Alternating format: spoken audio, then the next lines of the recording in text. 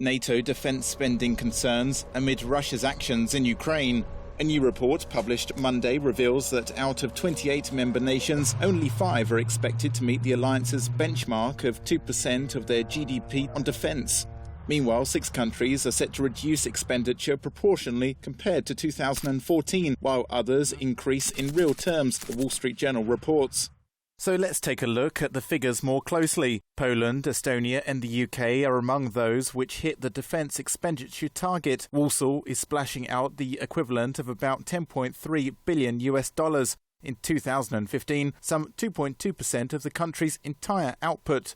For Estonia, this number remains consistent at 2% compared to last year, and for the UK, 2.1%. However, for the other 2 Baltic states, Lithuania and Latvia, there are slightly more worrying calculations, according to the NATO document. Vilnius, one of the most outspoken critics of the Kremlin's foreign policy, is forking out a mere €425 million in 2015. 1.1% of its GDP, while Latvia, with a large Russian-speaking population, is spending only 1% of its output on defence. NATO Secretary-General Jens Stoltenberg said more action needs to be taken.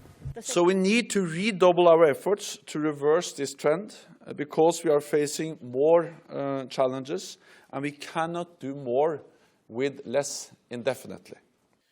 Stoltenberg was speaking ahead of a meeting of defence ministers in Brussels later this week, where discussions on how NATO can adapt to ever-increasing challenges are set to be on the agenda.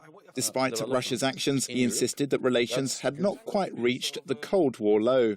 We are not in a Cold War situation, but we are not in a strategic partnership with Russia either.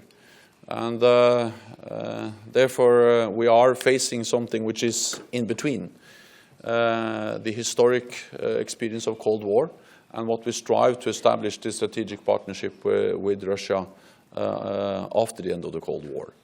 Meanwhile, Stoltenberg also addressed the security situation in Afghanistan, where this happened today. A Taliban suicide bomber and 6 gunmen attacked parliament in Kabul.